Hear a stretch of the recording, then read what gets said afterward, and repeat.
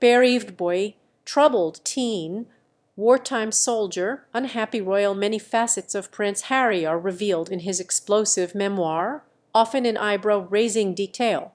From accounts of cocaine use and losing his virginity to raw family rifts, Spare exposes deeply personal details about Harry and the wider royal family. The Associated Press purchased a copy of the Spanish-language edition of the book ahead of its publication around the world on Tuesday. Its revelations have electrified the British media, but have been met with silence from Buckingham Palace. Brother and son, the book opens with a quote from American writer William Faulkner: "The past is never dead, it has not even passed." Harry's story is dominated by his rivalry with elder brother Prince William and the death of the boy's mother, Princess Diana, in 1997. Harry, who was 12 at the time, has never forgiven the media for Diana's death in a car crash while being pursued by photographers. The loss of his mother haunts the book, which Harry dedicates to wife Meghan, children Archie and Lili, and, of course, my mother. The opening chapter recounts how his father Prince Charles, now King Charles Roman III, broke the news of his mother's accident, but didn't he give his son a hug? Harry reveals that years later he asked his driver to take him through the Pont de l'Alma tunnel in Paris, site of the fatal crash, hoping in vain that it would help end a decade of unrelenting pain. He also says he once consulted a woman who claimed to have powers and to be able to pass on messages from Diana.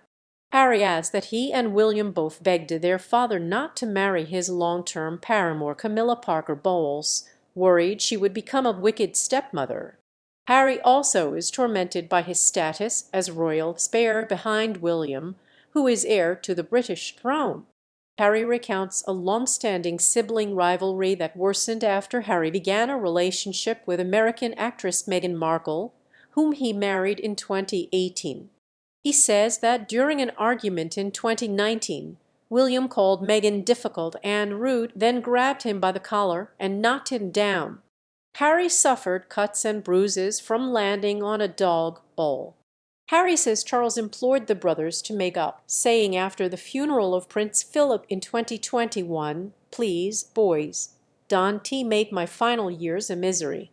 Neither Buckingham Palace, which represents King Charles Roman III, nor William's Kensington Palace office has commented on any of the allegations. Wild teenage years, the memoir suggests the media's party boy image of Harry during his teen and young adult years was well-deserved. Harry describes how he lost his virginity at 17 in a field behind a pub to an older woman who loved horses and treated the teenage prince like a young stallion. It was, he says, a humiliating episode. He also says he took cocaine several times, starting at the same age, in order to be different. He also acknowledges using cannabis and magic mushrooms, which made him hallucinate that a toilet was talking to him. Army revelations: Harry spent a decade in the British Army, serving twice in Afghanistan. He says that on his second tour as an Apache helicopter co-pilot and gunner in 2012–2013, he killed 25 Taliban militants. Harry says he felt neither satisfaction nor shame about his actions, and in the heat of battle regarded enemy combatants as pieces being removed from a chessboard, baddies eliminated before they could kill goodies. Veterans criticized the comments and said they could increase the security risk for Harry. Retired Colonel Richard Kemp said it was an error of judgment, and regarding enemy fighters as chess pieces is not the way the British Army trains people. I think that sort of comment, that doesn't reflect reality, is misleading and potentially valuable to those people who wish the British forces and British government harm, he told the BBC. The Taliban returned to power in Afghanistan in 2021. Afghan Foreign Ministry spokesman Abdul Qahar Balkhi called the Western invasion of Afghanistan odious and said Harry's comments are a microcosm of the trauma experienced by Afghans at the hands of occupation forces who murdered innocents without any accountability. Personal jury Harry credits Meghan with changing the way he sees the world and himself. He says he was wrapped in privilege and had no understanding of unconscious bias before he met her. The young prince notoriously wore a Nazi uniform to a costume party in 2005 and claims in the book that William and his now wife Kate encouraged the choice of outfit and howled with laughter when they saw it.